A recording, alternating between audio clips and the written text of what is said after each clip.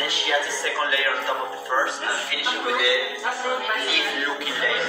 Were you bothering her while she was working? No. I was only watching.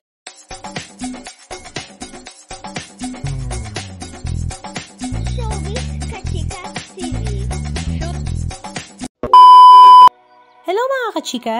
Usap-usapan nga ngayon sa social media ang talaga namang galing ni Solen Yu sa pagdating nga sa pagpipinta. Last December 4, 2024 ay nagkaroon nga siya ng arts exhibit sa Shangri-La BGC na tumagal nga ng halos isang buwan. At ang nakakabilib pa nga dito ay ang lahat nga ng kanyang obra ay kanyang ang mano-manong ginawa with collaboration nga sa kanyang co-artist na si Olivia Abubil. At hindi nga lang yon ang success ng exhibit na ito dahil according nga sa balita, sold out nga ang lahat ng pieces na ginawa na obra ni Solen Yu na talaga namang nakakabilib. Kaya naman ang number 1 fan nga ni Solen na asawa na si Nico Bolsico ay talaga namang bilib na bilib sa hard work, passion at dedication ni Solen sa kanyang paggagawa sa kanyang obra at ito nga daw ay hindi biro dahil halos isang taon nga niya itong trinabaho.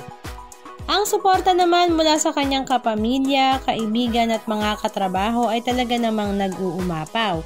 Spotted nga sa exhibit na ito sila Isa Calzado, mag-asawang Erwan Yusap at Ann Curtis at hindi naman mawawala at magpapahuli ang kanyang mga kaibigan na It Girls.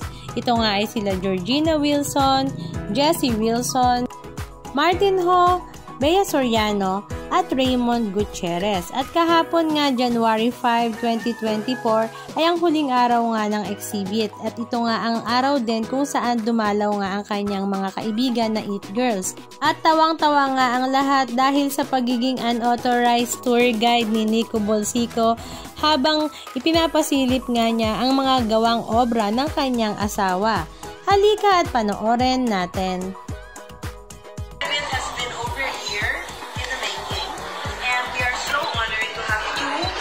Beautiful, accomplished artists showing with us tonight.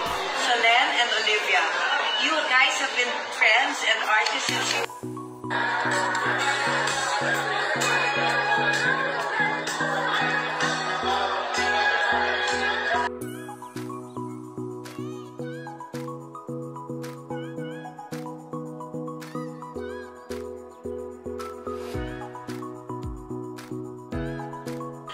Over here we can see pastel-looking flowers.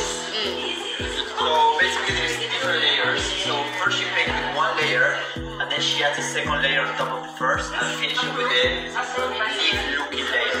Were you bothering her while she was working? No. I was only contributing a little bit on the paints. I kind of have more supporting on the paints. All the paints here need to supporting it.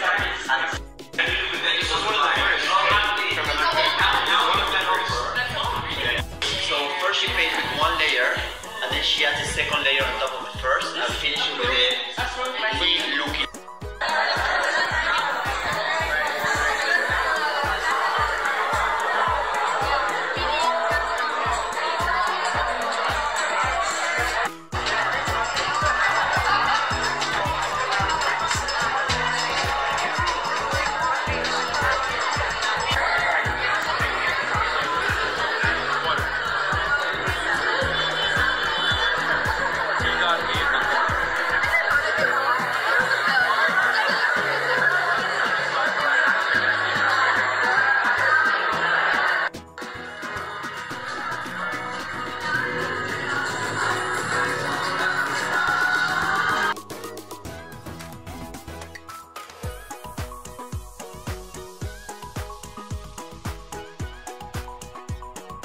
Anong masasabi nyo mga kachika? Just comment down below.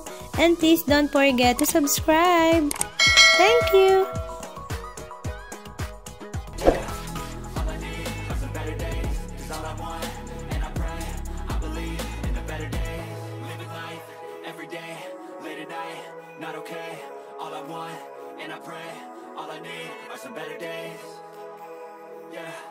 All I need are some better days, 'cause all I want, and I pray, I believe in the better days.